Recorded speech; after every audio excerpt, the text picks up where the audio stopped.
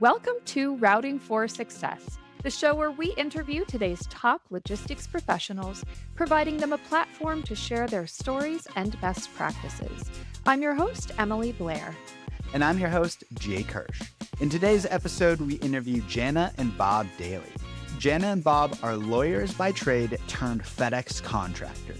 We discuss the importance of culture and integrity with your drivers, how outsourcing can save you time, and how contracting with FedEx can help your marriage. You're not going to want to miss this one.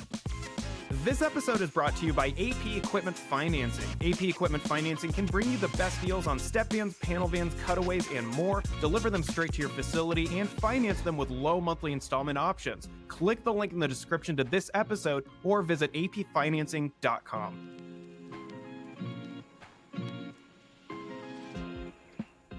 All right, Jana and Bob Daley, thank you so much for coming on to the Routing for Success podcast. Glad to be here. Glad to be here. So I wanted to ask you, you both are still working full-time jobs. Why would you go into FedEx while working a full-time job? What was the driver for that?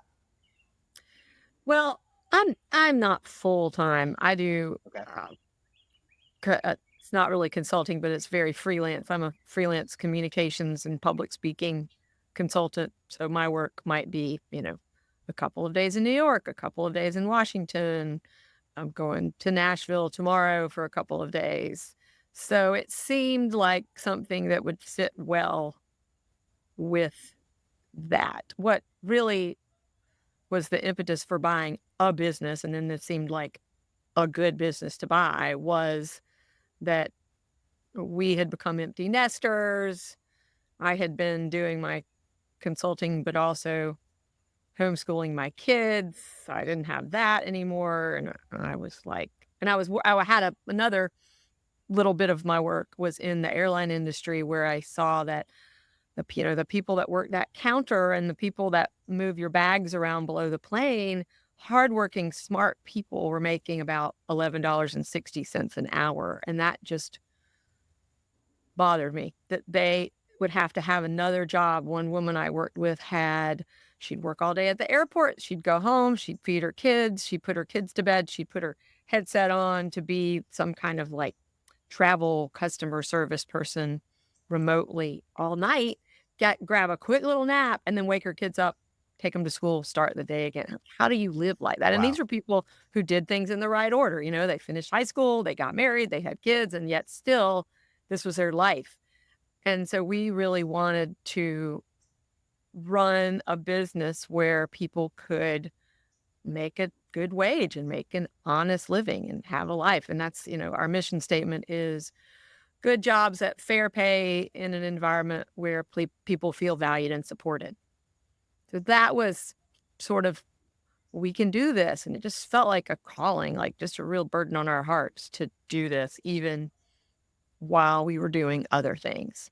And that piece of it has borne fruit, has been very satisfying.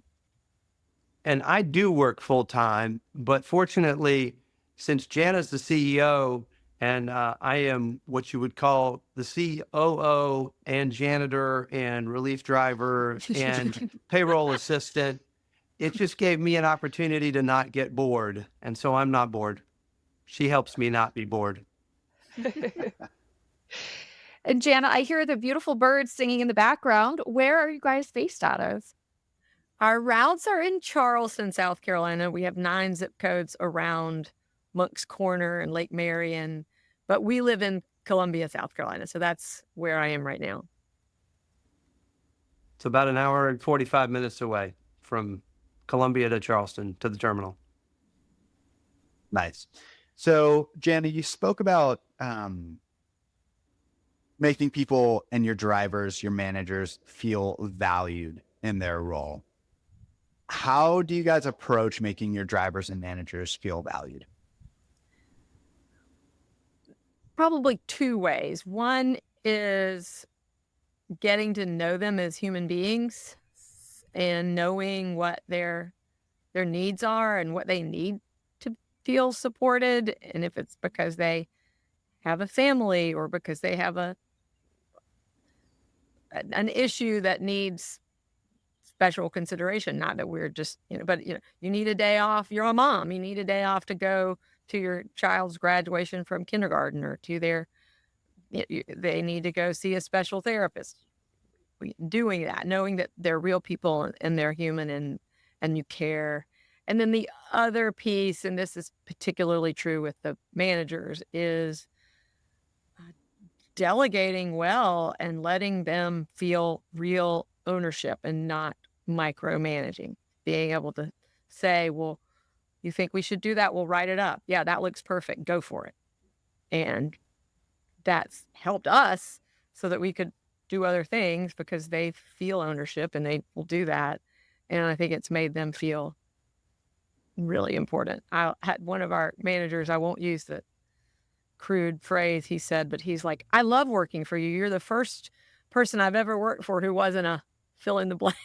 Like, well, that's high praise coming from you. Thank you very much. Yeah. Yeah. I mean, Jana and I talk a lot. It's good being married and liking each other. But, one of the things that we knew going into this was, and this is just a management principle that I think everybody can appreciate, culture is going to eat strategy every time. Or I think Peter Drucker said, culture eats strategy for breakfast. The reality is you can have the best strategic plan and you can crunch every number in the world, but at the end of the day, it's those drivers and the managers who are executing. And if they don't buy into your culture, it's going to be a real challenge because you're just going to always run into, when you have adversity, that's where character's revealed. It's not molded, it's revealed at that point. And so, we've got to make sure we get the culture right or strategy's only going to get you so far. When you acquired the business, did you keep most of the managers and drivers from the previous owners, or did you start over? And if you kept a lot of them, how did you start making that culture shift? You want me to take that one, sweetie? Yeah, why don't you start? We did. We had 12 drivers or maybe it was 12 employees total. So 10 drivers and a sort of a BC and kind of an assistant manager and an assistant manager. And no, we did. We kept everybody. The one and we immediately sort of came in. We had a meeting the first day with breakfast and balloons and T-shirts that said, "Good people bring out the good in people," and Ethos Enterprises opening day on the back. And we tried to cast our vision. We also, might sound silly, but everybody filled out a sheet that was like, what's your favorite soda? What's your favorite candy? Do you have a nickname? And then like, what do you think new owners need to do within the first 30 days? And we tried to do some of those.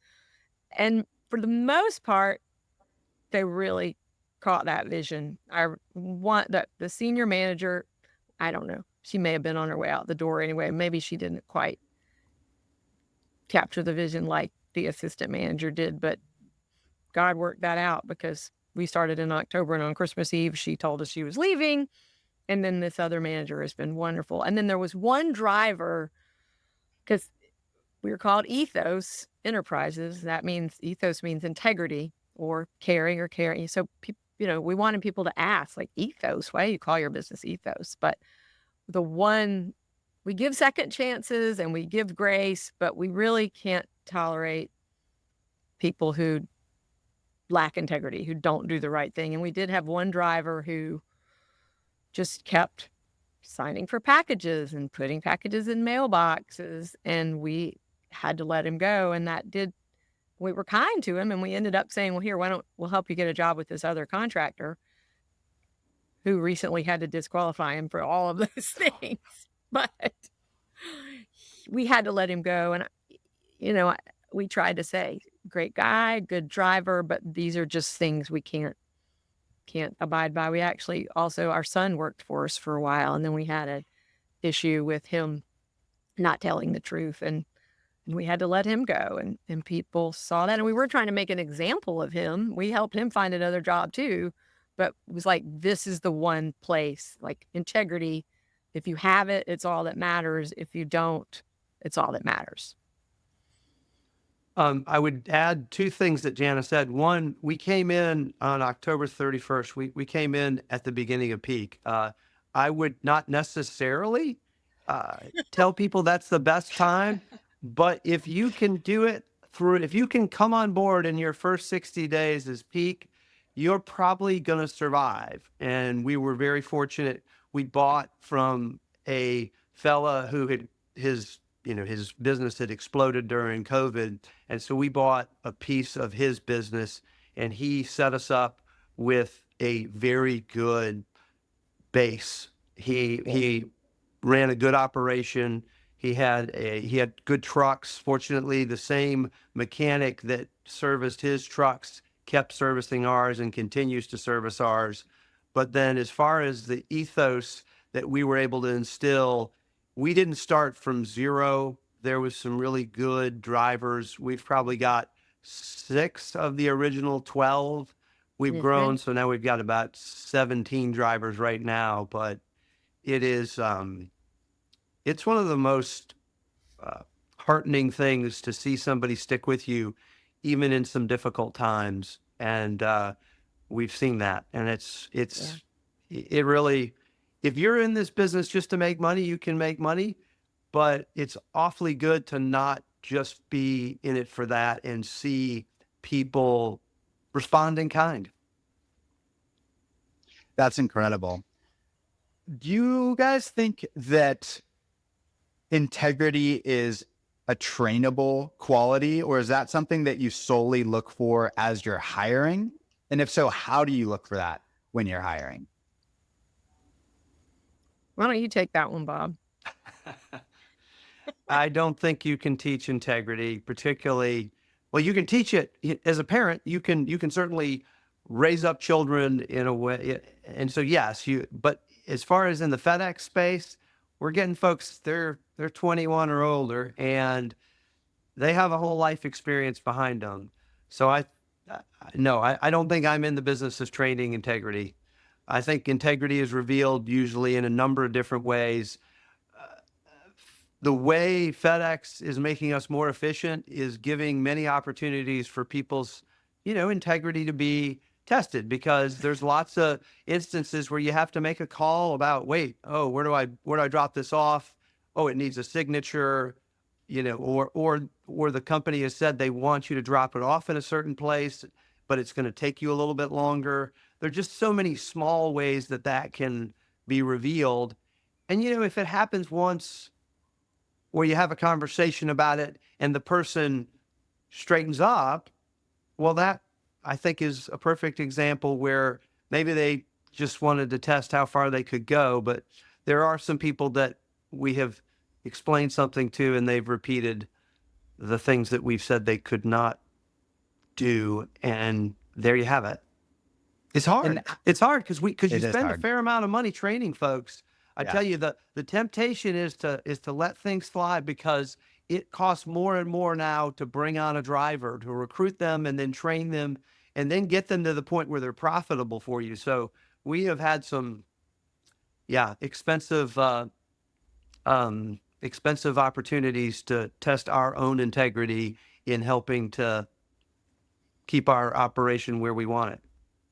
And how do you try to wade through the applicants to make sure that they will have integrity or as much as you can, and fit within your culture? That's yours, Jana.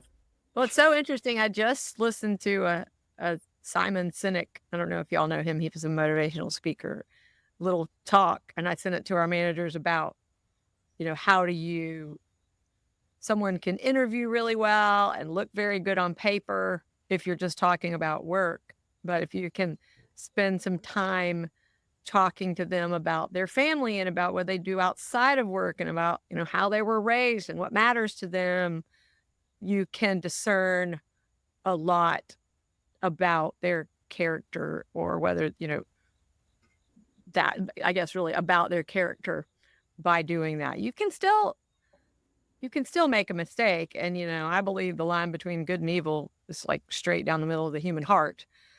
But we had a driver who won the humanitarian award from FedEx because he saved this baby out of a car, pulled his truck over and got a baby out of a car that was in a car wreck. And they thought the car was about to catch on fire. Wow. And then before we could even take him out to dinner and give him the award, granted, it was a matter of a number of months, he was tempted to steal a gun.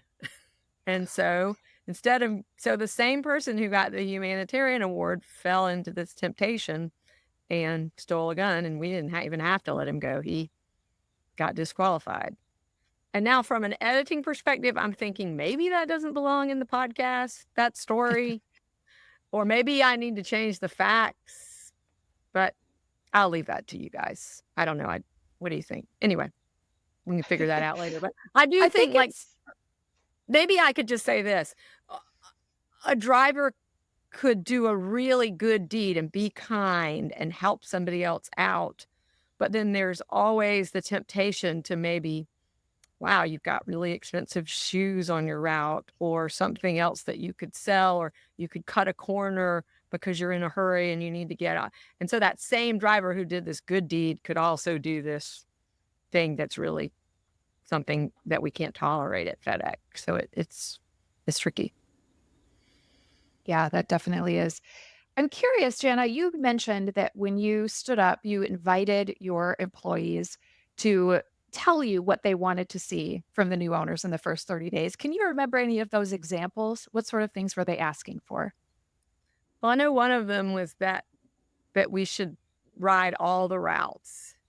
And I think we have done that. It took a minute. I think the second route I rode was with this woman who, we love drivers who will just run the package up. I'm like, I'm running. Well, I fell and I tore my hamstring. Oh, no. It took me a minute before I could run any more packages. But I did a video of this one driver who literally ran everything. He's like going through the county building, like running. And I just took all these clips of like, this is how we do FedEx, we run. And that was actually a goal of ours that we haven't really implemented very well, but that you should be able to go on our Instagram and see just video after video after video of how ethos is. And we run, we organize the trucks, we stand outside and drink energy drinks together while we wait for dispatch.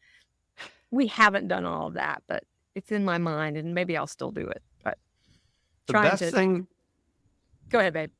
I was just going to say, the best thing that happened to me is I was qualified to drive, and I have found there is nothing like being in the shoes or behind the wheel of a FedEx truck to realize how challenging the job can be.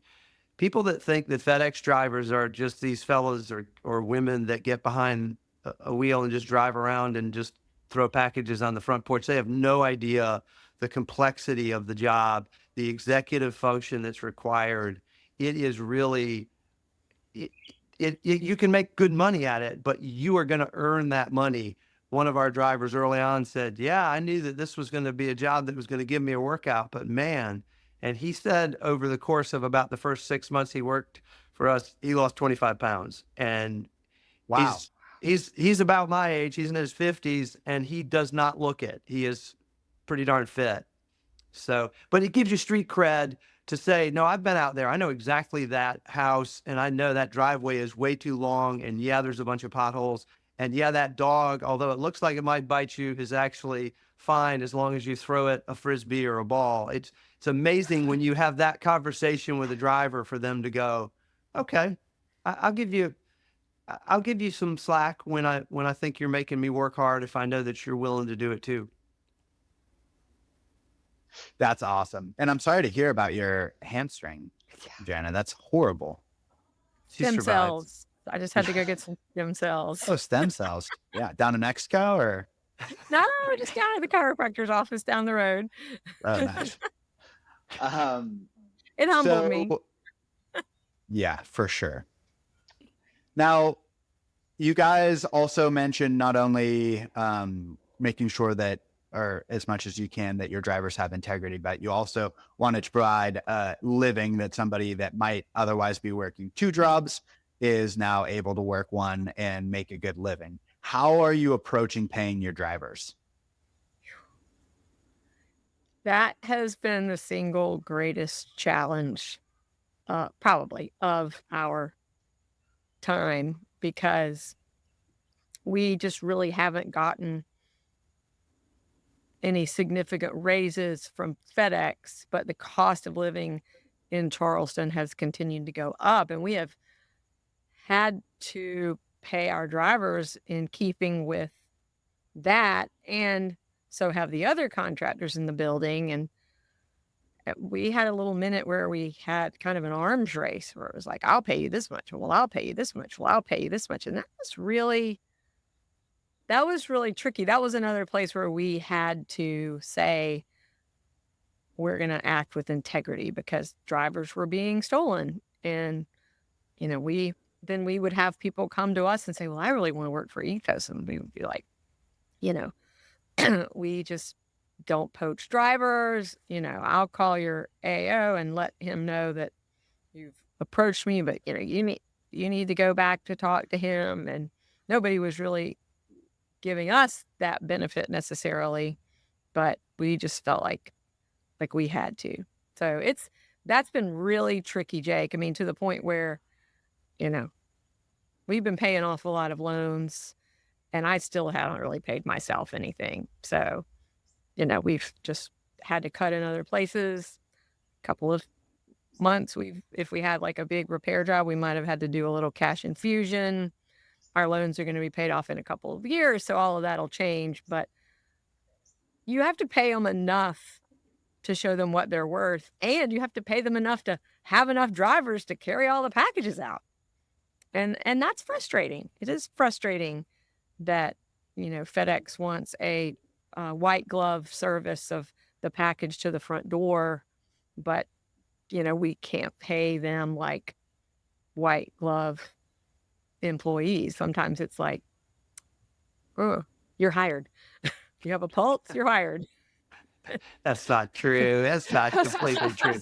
But I will say we pay people by the day, and not every driver makes the same daily rate. Obviously, somebody who's been with us several years and delivers a lot of packages and or stops or delivers in a very harder, challenging route, we'll pay them more. But we also then will have some thresholds for a route that they can then make a bonus once they hit that threshold. Each additional stop is either $1 more, or sometimes even $1.50 or $2, depending on that.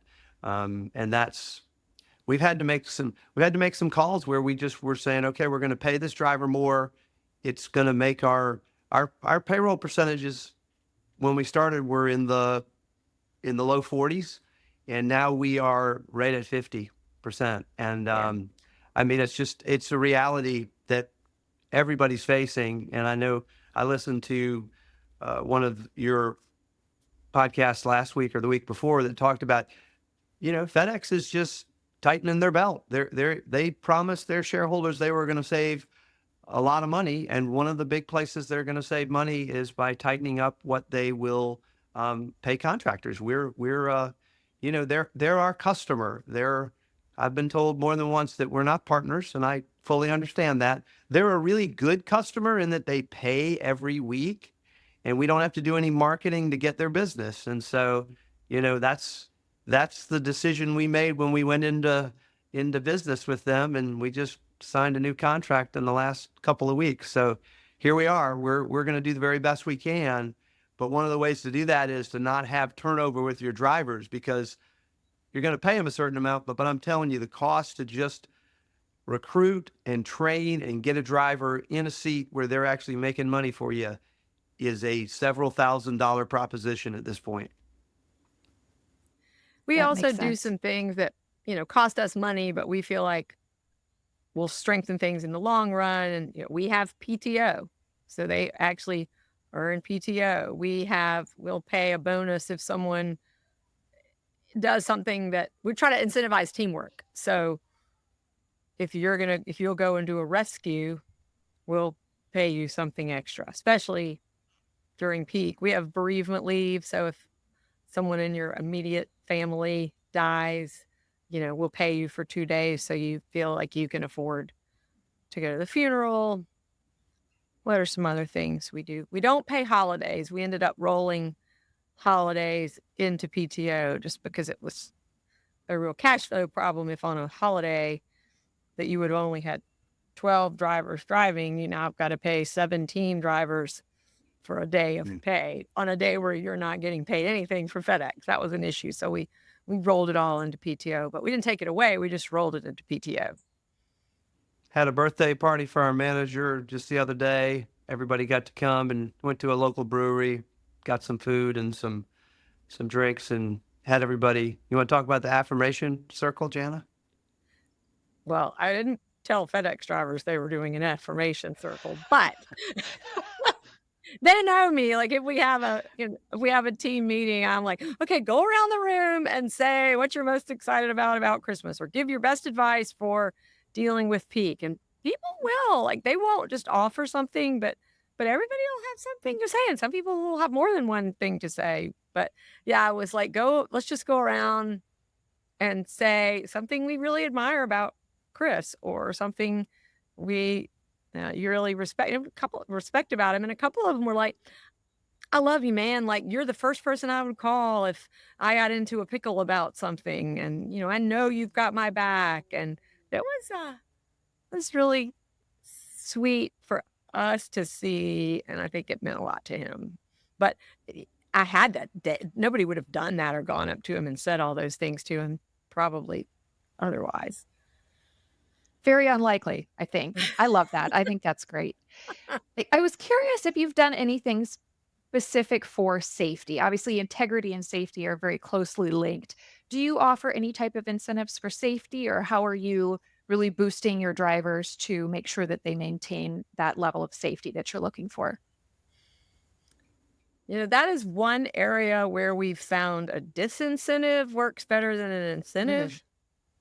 Yep. So we do have a performance-based, what is it called, Bob? We have we wouldn't ever take away from somebody's pay, but we could take away from their bonus in small increments, and not so that they would pay the entire amount, but that they would pay a portion. It's kind of like I'm on my patio. Like, one of my kids threw a ball and cracked this door. Well, it was $800 to fix the door. Well, a 12-year-old can't come up with $800 ever, but they could come up with 100. So we'll do it like that. I think that has helped. But He's pretty. We do, and they have training they have to do every month that's on the computer. And we had an instance recently, a very good driver who didn't do his training, and not sure how he was able to dispatch without doing the training, because I think maybe he just used his scanner, but he was able to dispatch without. And so anyway, the next day he didn't get to run a route, and he had to do his training. And you just got to have zero tolerance, because here's the thing: if we have an accident, I don't know if we've revealed we're lawyers by training, although fortunately Jana's been a recovering lawyer for a while. I know that if there's litigation, one of the first things that's going to come out is whether there was a training program for safety, and what sort of procedures do you have in place to make sure people are safe. And fortunately, we have a manager who has been a driver for a number of years and now been a manager, our BC, for the last 2.5. He's super vigilant about checking the vetter and just randomly dropping in on folks. And when we see things that need to be addressed, I mean, the AI cameras are going to create a whole new level of monitoring of that, but we've been trying to do it along. And, we just, like, if you don't have your seatbelt on, get your seatbelt on. You can't, that's like a non-negotiable. That's for your safety more than anybody else's. That's the crazy thing. But well, the seatbelt is really a lot more for job security than it is safety. You're probably not going to die in a wreck from 1310 Oak Street to 1320 Oak Street. But if you get caught without your seatbelt and somebody runs into you, you could lose your job. So we have a relatively new fella on our leadership team who's just killing it because he's really good at accountability and systems. And he had everybody today, in anticipation of peak, sign a new terms of employment, which just basically lays out what time you've got to be there, what we expect in terms of safety and attendance and delivering all your packages. And it's like, these are the terms of your employment. You can either do this or you can't. And that's like, he's done a lot of the things we wanted to do and just haven't gotten around to. But, I do think on safety, one of our P&D managers has on his door like a little card for every wreck in the building since whenever. And if it's like 14 wrecks, but if you think about the number of routes that have dispatched in that amount of time and the number of miles that have been driven and the number of homes that have received packages, that number of safety incidents is probably 0.0000025. So in the scheme of things, I think we are extremely safe as an industry. I really do. Yeah, that makes a lot of sense. Shifting gears a little bit from safety, how do you guys approach splitting the management task as a couple that are also partners in business? Good one, Jake. I do all the fun stuff and Bob does all the other jobs. I like all the stuff that she doesn't like. How about that? No, Jana does all the CEO stuff. I do some of the operations stuff. I keep track of I have all our truck files. I make sure that I check on our hand carts once a week to see which ones have flat tires. Fortunately, I mean, my managers will tell me too, but and I every day at the end of the day, I go and look at the daily service worksheet in anticipation of what we're going to submit for payroll at the end of the week. But I note in a spreadsheet the number of stops, like what the list of the drivers. It's across the board, and then how many stops they did, how long it took them, on road hours, on duty hours, how many miles they drove, so that any day, if Jana needs to know, or one of the managers has a question, or I have a question, we can raise it either at the end of the day or first thing the next morning. When somebody doesn't deliver, they bring back 20 stops and you're like, wait, what happened? Well, maybe he had a flat tire. Maybe, there's a lot of explanations, but one of the explanations we don't like hearing when it's a new driver is, he just decided he was done for the day. Those are, because FedEx does not really care why things don't get delivered. They just don't want to not have, they want them delivered. And we understand that's what they're paying us to do. So, but Jana's culture, well, you tell them, you do so many more things than I do. I just do what she tells me to. Well, you're much more, you crunch numbers, you keep package route open on your computer all day. And if somebody looks like they're struggling, you're kind of accountability for operational things. I'm the one that interacts with FedEx. We use a lot of vendors. So I'm the one that interacts with our vendors. I'm the one that works with the virtual CFO and the bookkeeper and makes the payroll company and the recruiting people. So anything that comes in on email that needs to get or like a claim, we just had a little truck wreck. I got to talk to the adjuster after I get off this call. Maybe Bob does like a lot of internal operations and I do the more external communications and accountability. Jana, can I ask you, you said a virtual CFO is what you use? Mm-hmm. Can you tell us more about that? Can I name? Yeah, we use a Sure, vendor if you'd like to. it was called DMG Go, who we love.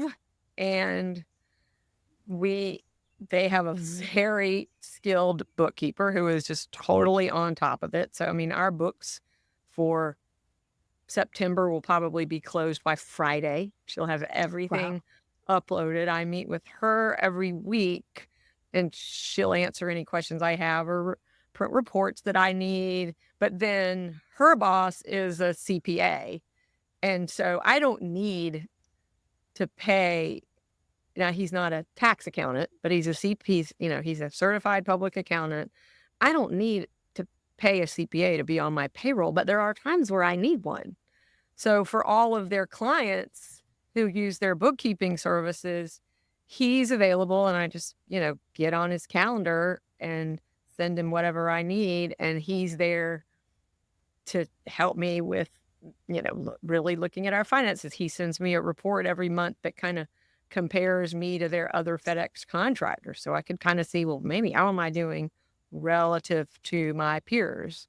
And typically that's included. I'm sure if I had a big project that I needed hours and hours of his time, they'd say, hey, are you willing to pay, whatever an hour for, but that's never happened to me so far. And that's been really helpful because as Bob said, our background is not finance. And, we do our own personal finances and that kind of thing, but that's been super helpful and I would recommend it. I really would. And, keeping good records, whether it's the books that Jennifer keeps, or I also have a payroll person who downloads our settlement statement and makes sure all of our time cards are right. That's really important if you're listening to this and you're just getting into this, because you hear these horror stories about FedEx audits. But when we got the email about being audited and I was kind of panicked, my Christine, who keeps track of the payroll and turns it into, we also use NetChecks, which I also highly recommend as a payroll company. We did use Paychecks, which was like the deepest, darkest. Not as good. Slog. Not as good. Not as good. Well, just go look on their net promoter scores. I'll just leave it at that. But we turned our stuff in for the audit and we never heard back ever. I kept saying, is our audit okay? And I guess it was okay. We turned our stuff in within like 20 minutes of getting the email and we never heard from them. So I guess they got everything they wanted from us. So that felt good. We will spend a little extra money because we like to sleep at night. We don't really like living on the edge. Are there other services that you guys utilize that help you sleep at night that another contractor might benefit from? I mean, yes. I mean, we use an outside bookkeeper. We have a person who knows what they're doing, who actually takes Bob's payroll little sheet and actually enters it into NetChecks. NetChecks is super affordable. It's like $6 a driver, right? Period. There's some services they offer. For instance, we needed to send a birthday announcement for Chris because yesterday was his birthday, and you just go in there and it sends it out to the whole company. And I'm not techie. Somebody who's young might be like, well, Jana, you can do that with whatever, group me. But we also have recruiting. We use recruiting, right? We use a recruiter. Well, we have a route optimization software. We wouldn't go without that, which also helps us do our schedule and our timesheets. Oh, wow. I made a huge long list the other day of all the other ones. What else? Our bank is not an outside, but our bank helps us with a lot of things. Well, I will say this, there's a lot of folks that ask about financing of trucks and what have you. We had a small bank, not a small bank, it's a mid-sized, large bank. First Citizens actually is the name of the bank that we had a long-term relationship with. And really, if we had not had that long-term relationship, I don't know how easy it would have been, both to finance the purchase of our routes. And then I have never had a problem getting financing for our trucks. In fact, they basically want to finance our trucks. I mean, I'm sure because our loans are with them for the Bob, business. Yeah. Not everybody has that. And so that's where AP Finance comes in. Not everybody. No, but what I was has going to that. say, but what I was going to say is that it's You relationships. can edit And that. so, you can edit this out. Yeah, whatever. Did can you just see say, Jake's face the whole time you were talking? I saw it. No, I was going to get We to, definitely got to leave it in now. no, you can't leave it in. Yeah, no. But I remember seeing Jake out in, I can't remember if it was in San Diego. San Diego. It was in San Diego because that was where they had the electric vehicles. And he was telling me how great they were. And I said, well, if I ever can't get financing from my bank, I'll come and get it from you. And unfortunately, I haven't had to. Darn. Still waiting drat. for that day. Just edit Could that. happen. Just Never edit know. that.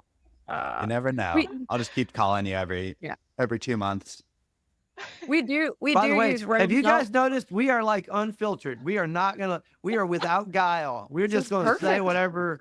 We're not like gauging. Oh, wait, this isn't playing well. Oh, If he geez. was near me, I would have like thrown something at him, but he's across She'd have town. elbowed me for sure. She'd have elbowed me, kicked me under the table. Beatnik. Gee whiz. What's wrong with you? They're going to take you No. off. I asked the question in all fairness. So Yeah, but a bank's not really a vendor. Oh, We it do use- definitely is. we- I think We do, we do use that's important. We Yeah. use Realm Health. We got our, health care that we were trying to provide for our people down from like $5,000 a month to $800 a month. That was huge Wow. by using them, and people seem to be content with it. I don't use it myself, so I don't know, but And I do think, folks, this is really important, though, that you can't do everything. Anyone who thinks that they can do the books and do the recruiting and, I mean, truck maintenance, sure, you can do some of the small things, but you are going to get overwhelmed and not be able to. You got to raise your head up and look and see what's going on with the business. If you're in the day in and day out, I have the luxury because Jana's the CEO. I can actually clean a truck or I can actually check something out. But like if the owner is spending all their time doing that, that's a problem. And so some of these third-party providers, whether it is AP, finance or any number of other folks, you do have to take advantage of those because you're going to wear yourself out. And I think what has happened with some of the older contractors is that they haven't recognized sometimes in some instances that they needed to let someone else, say, do their payroll or someone else do their recruiting. It's just become harder and harder as there's more and more moving parts to a business. What used to be a few trucks and a few drivers is now they're $1 million businesses at this point. And FedEx is not shrinking the target size of a contracting business. They're really looking, I think, at $1.5 to $2 million gross revenue every year as I think the minimum size really that they want us to be now. And those are big businesses. Anybody who thinks that it is just Jana and I, but it's not just Jana and I. It's a whole bunch of folks supporting us from behind. Do you have any estimation for how many hours each of you spend per week, specifically on your FedEx business?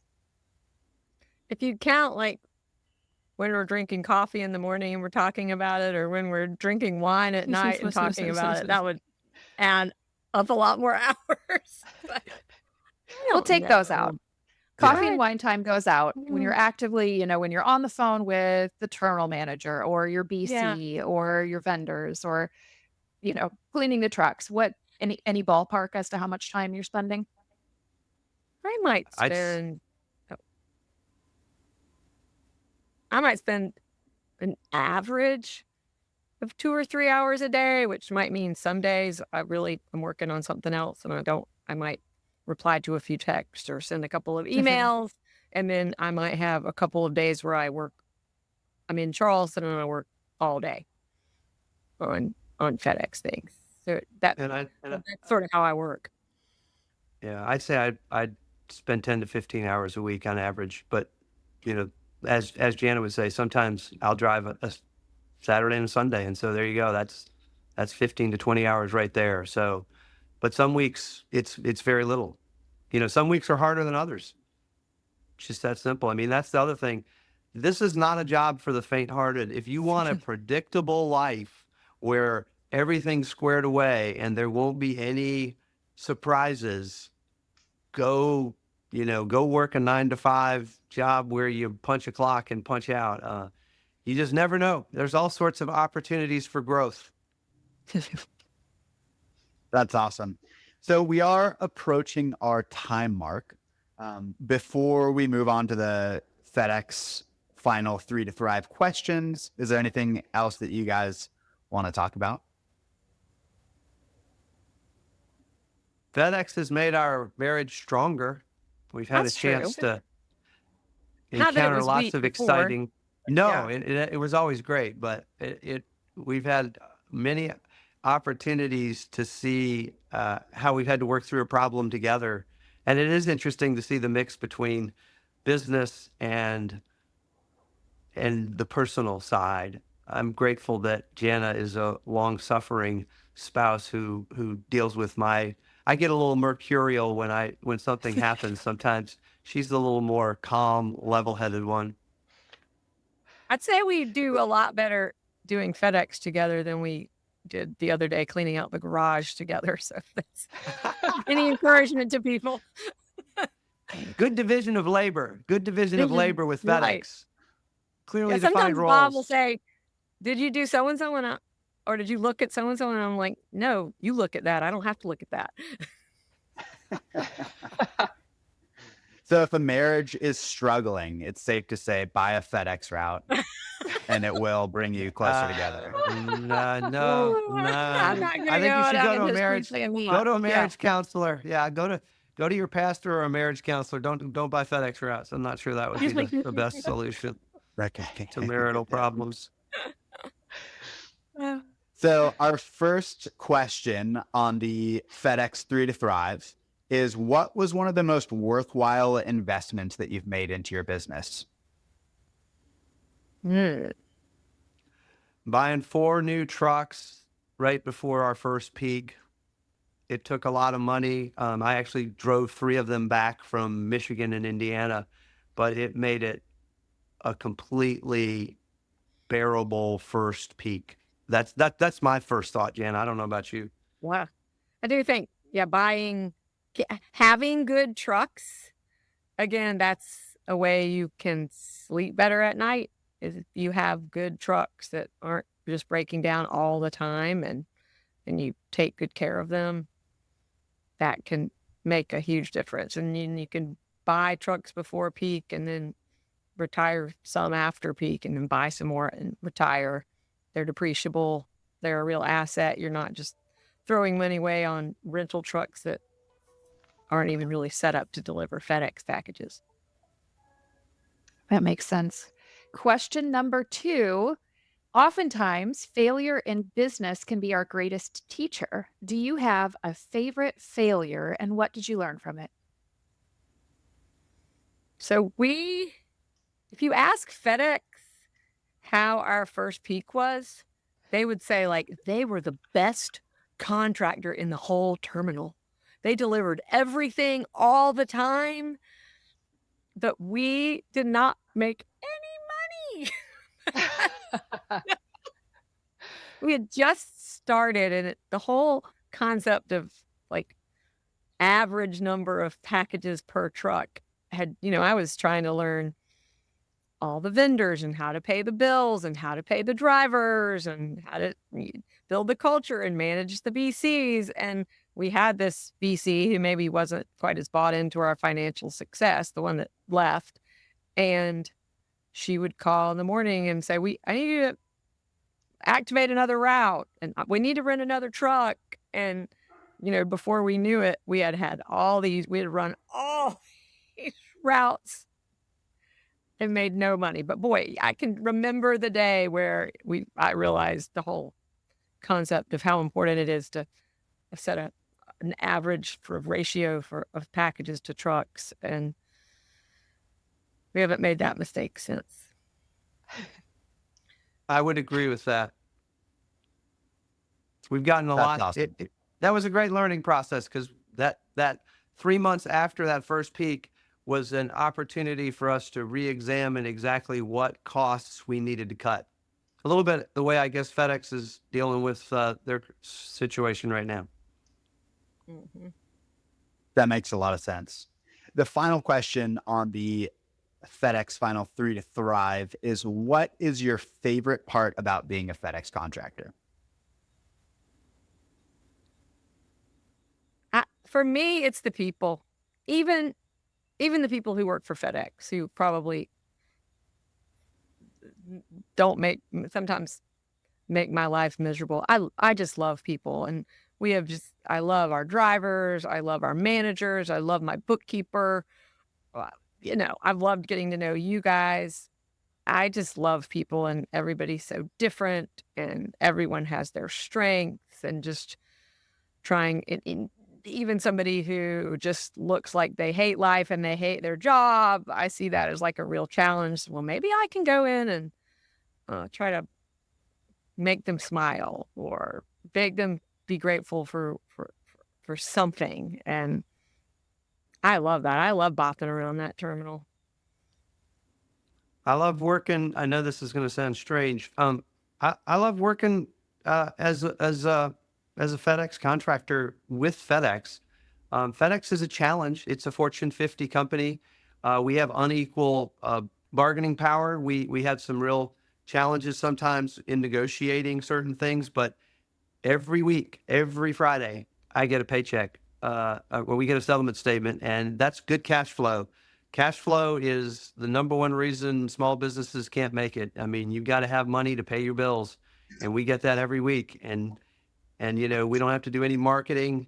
And there is some, even if there's a wreck, the good thing is we're only going to get hit for so much of it. If we had a catastrophic wreck, I can sleep at night knowing that FedEx is going to be defending that wreck at some point.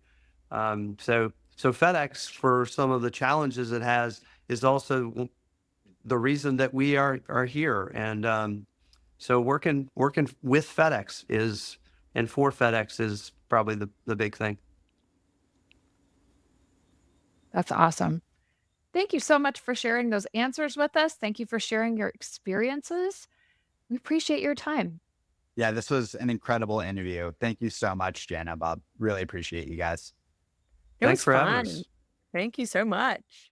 Routing for Success is brought to you by AP Equipment Financing. In today's competitive market, it is essential to acquire the right trucks at a fair price and finance them in a way that makes sense for your business. Leveraging their extensive network of truck and van suppliers, the experts at AP Equipment Financing will help you locate the best deals on step vans, cutaways, panel vans, and more. Deliver them straight to your facility and finance them with low monthly installment options. Click the link in the description or visit apfinancing.com for more information. Routing for Success is an independent production of AP Equipment Financing and is in no way affiliated with or endorsed by FedEx Corporation, FedEx Ground, Amazon, or any other logistics company discussed herein. Thank you for joining us for this episode of Routing for Success.